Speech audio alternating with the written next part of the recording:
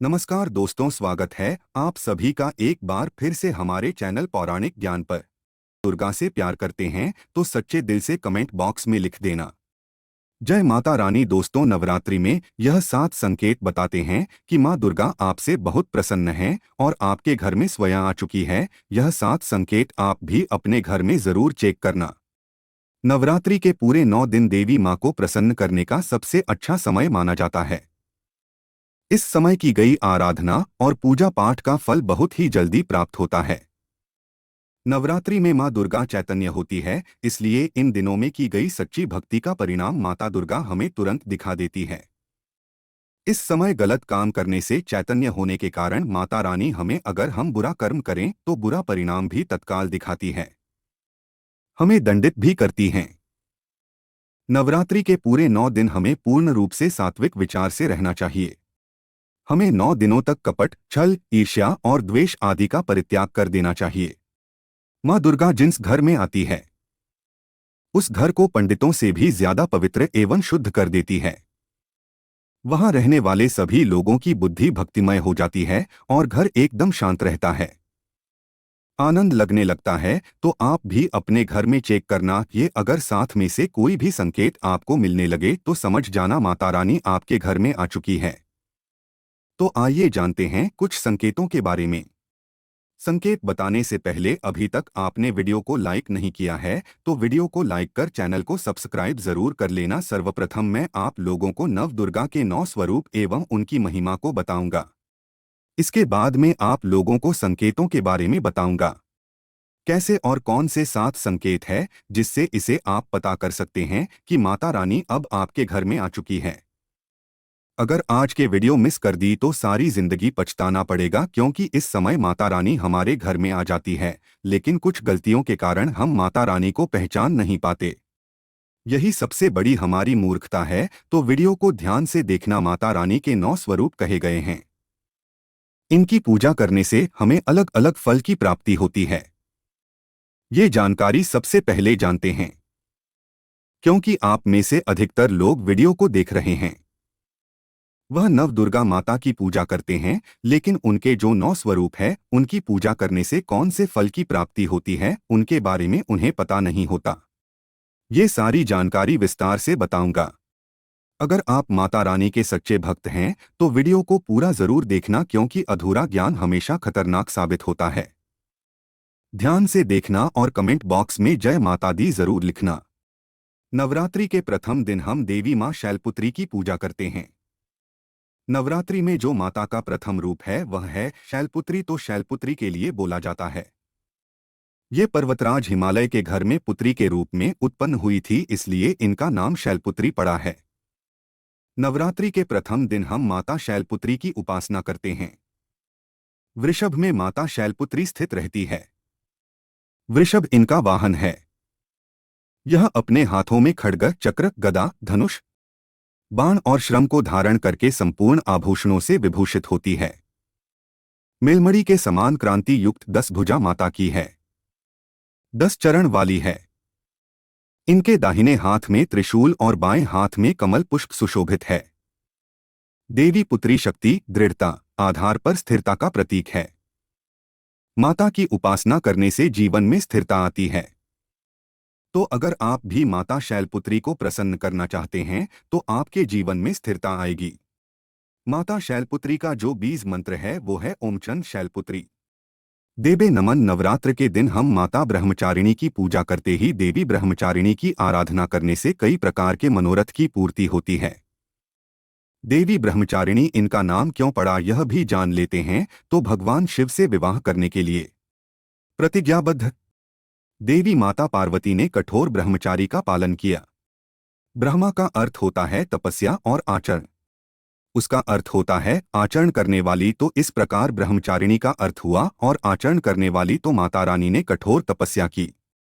भगवान शंकर को प्राप्त करने के लिए इनके स्वरूप का सर्वप्रथम बखान जानते हैं। तो देवी ब्रह्मचारिणी के दाहिने हाथ में जप की माला है, बाएं हाथ में कमंडल है और ब्रह्म का स्वरूप है।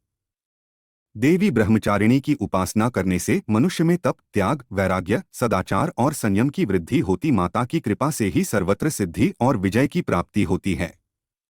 माता ब्रह्मचारिणी का मंत्र है, या देवी सर्वभूतेषु ब्रह्मचारिणी रूपेण संस्थिता नमस्तस्यै नमस्तस्यै नमस्तस्यै नमो नम। नवरात्रि के तीसरे दिन मां चंद्रघंटा की पूजा करते हैं। इस देवी के मस्तक पर घंटे के आकार का केंद्र बना हुआ है, इसलिए माता का नाम चंद्रघंटा पड़ा है। इनके जो चंद है ये भयंकर है। घंटे की ध्वनि से यह सभी दुष्ट व्यक्तियों का नाश करती है, इसलिए माता का नाम चंद्रघंटा पड़ा है। इनके स्वरूप जान लेते हैं तो मां के शरीर का रंग स्वर्ण के समान चमकीला है। इनके 3 नेत्र हैं, 10 हाथ हैं। इनके कर कमल, गदा, धनुष, बाण, खड़क, त्रिशूल और अस्त्र शस्त्र लिए हुए हैं। अग्नि जैसे बनने वाले हैं, ज्ञान से जगमगाने वाली है। ये सिंह के आसन पर अरुण है तथा युद्ध में लड़ने के लिए अमुक रहती है। मां की कृपा से साधक के समस्त पाप, बाधाएं और जो परेशानियां आती है वे नष्ट हो जाती है। देवी की कृपा से जातक पराक्रमी और निर्भर होता है। अगर आप भी मां चंद्रघंटा की पूजा करते हैं तो आपको निर्भयता की प्राप्ति होती है। देवी मां चंद्रघंटा का मूल मंत्र है चंद्रघंटा देवी नमो नामा। नवरात्रि के चौथे दिन मां कूष्मांडा की पूजा करते हैं। अब कुष्मांडा क्यों पड़ा है, नाम से भी सुन लीजिए। यह माता कुष्मांडा है क्योंकि माता ने ही सृष्टि का निर्माण किया है, इसलिए माता का नाम कूष्मांडा पड़ा है। माता रानी की 8 भुजाएं हैं और यह 8 भुजाएं कई प्रकार की है। यह 8 प्रकार की सिद्धि को अपने हाथों में प्रदान करने वाली कही गई है। इनका वाहन सिंह है और कूष्मांडा माता की आराधना करने से जातक के समस्त रोग और शोक जो होते हैं मिट जाते हैं। माता हमें आयोग, यश और बल तथा आरोग्य प्रदान करती है। माता का मूल मंत्र है कुष्मांडा शर्मिंदा। नवरात्रि के पंचम दिवस माता स्कंदमाता की पूजा करते हैं। शैलपुत्री ब्रह्मचारिणी बनकर तपस्या करने के बाद भगवान शिव से विवाह किया। तदंतर स्कंद उनके पुत्र बने, अर्थात कार्तिकेय जो हैं उनके पुत्र बने। इसलिए माता स्कंदमाता कहलाई। स्कंद भगवान को अपनी गोद में हमेशा बैठे हुए माता रहती है, इसलिए इनका नाम स्कंदमाता पड़ा है। और इन माता की उपासना करने से समस्त इच्छा की पूर्ति होती है और परम शांति की परम सुख का अनुभव होता है। इनकी पूजा करने से, आराधना करने से सभी प्रकार की वस्तु की प्राप्ति होती है, ऐश्वर्य मिलता है। अगर आप मां की पूजा करते हैं तो ऐश्वर्य की प्राप्ति होती है, सभी प्रकार की सिद्धियों की प्राप्ति होती है। आइए जानते हैं माता का मूल बीज मंत्र। ओम देवी स्कंदमाता नमः या माता का मूल बीज मंत्र है। दोस्तों, इसके बाद नवरात्रि के छठे दिन देवी कात्यायनी की पूजा करते हैं। मां दुर्गा के छठे रूप को मार काट कात्यायनी के नाम से जाना जाता है। आरसी कात्यायन की कठिन तपस्या से प्रसन्न होकर उनकी इच्छा अनुसार उनके यहाँ पुत्री के रूप में पैदा हुई थी। आरुषि कात्यायन ने इनका पालन पोषण किया था, इसलिए माता का नाम कात्यायनी पड़ा है। माता की भक्ति जातक को अर्थ, धर्म, काम और मोक्ष चारों फल प्रदान करती है। साधक अलौकिक तेज और प्रभाव से युक्त हो जाता है। इनकी पूजा करने के बाद माता को जो मूल बीज मंत्र है वह इस प्रकार से है। ओम देवी कात्यायनी नामक इस मंत्र से जाप करके माता को प्रसन्न कर सकते हैं। नवरात्र की सप्तमी तिथि नवरात्रि के 7वें दिन माता कालरात्रि की पूजा करते हैं। जी हाँ, माता कालरात्रि की उपासना करते हैं। संपूर्ण प्राणियों की पीड़ा हरने वाली अग्नि भय जल है। भय, रात्रि भय को दूर करने वाली, काम, क्रोध और शत्रु का नाश करने वाली हैं। इनकी पूजा करने से सभी पापों से मुक्ति, दुश्मनों का नाश और तेज बढ़ता है।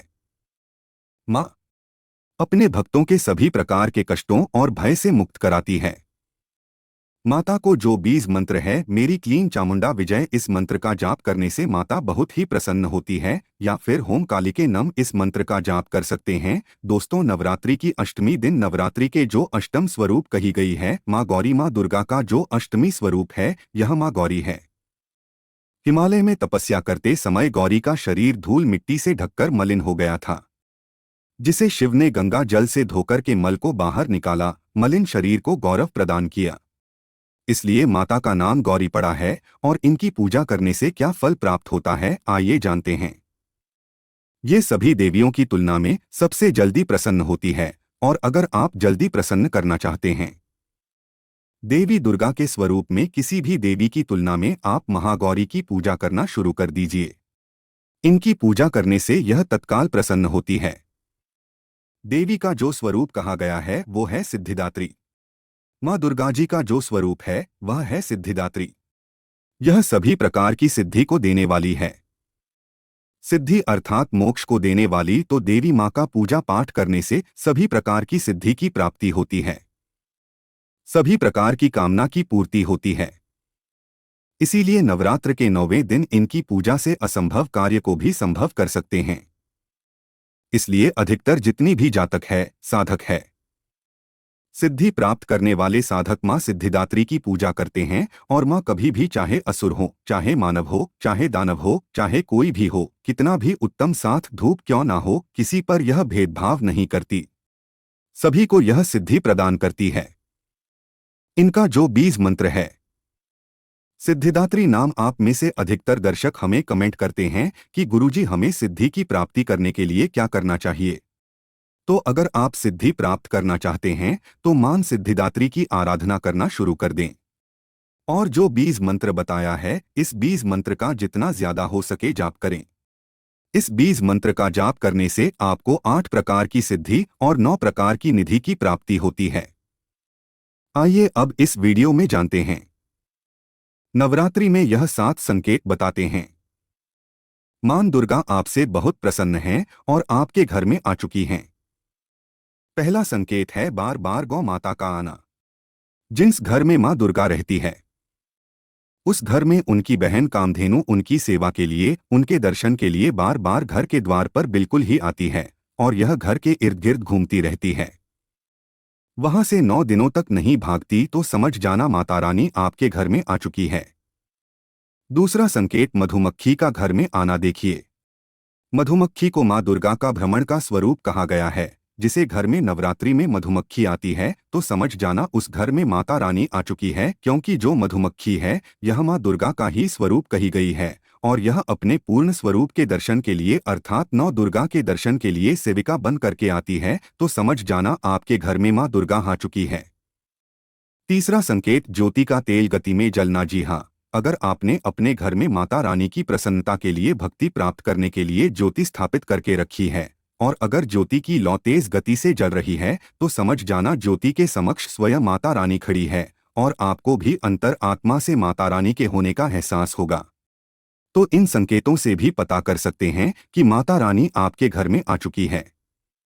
चौथा संकेत नवरात्रि में दीपक की बाती में फूल का बनना। अगर आपके दीपक की बत्ती में अचानक से फूल बनने लगे तो समझ जाना नव दुर्गा माता आपके ऊपर बहुत प्रसन्न हैं, आपके ऊपर पूर्ण रूप से अपने कृपा बरसा रही है और माता रानी आपके घर में आ चुकी है।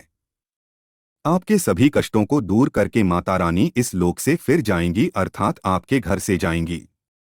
पांचवां संकेत बताते हैं बार बार घर में अगर काली चींटी निकलने लगे, अगर काली चींटी समूहबद्ध निकल रही है और रास्ता काटती है तो समझ जाना माता रानी आ चुकी है और आपके सभी प्रकार की इच्छा को पूर्ण करके जाएंगी।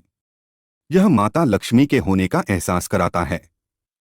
अचानक घर में मनमोहक सुगंध आने लगे। यदि आपको अपने घर में अचानक से इतर जैसी कोई सुगंध आने लगे, ठंडी हवा चलने लगे तो समझ जाना माता रानी आ चुकी है और अपने होने का एहसास आपको करा रही है। तो इन संकेतों से भी पता कर सकते हैं कि माता रानी आपके घर में आ चुकी है। सातवां संकेत फटे कपड़े पहने। अगर कोई याचक आ जाए तो समझ जाना माता रानी आपके द्वार पर याचक बनकर के आ चुकी है। नवरात्रि में कोई भी याचक आए तो खाली हाथ भूलकर भी मत जाने देना, क्योंकि स्वयं माता रानी परीक्षा लेने के लिए हमारे घर में याचक बनकर के आ जाती है, क्योंकि इस बार अपने भक्तों की परीक्षा लेने के लिए धरती पर स्वयं आते हैं और यह आपको समझना होगा। तो ये 7 संकेत बताते हैं कि माता रानी आपके घर में आ चुकी है और आपसे काफी प्रसन्न हैं। इनमें से आपको कौन सा संकेत मिला है हमें कमेंट सेक्शन में जरूर बताएं और कमेंट बॉक्स में जय माता रानी अवश्य लिखें। स्वस्थ रहें, सुरक्षित रहें। धन्यवाद।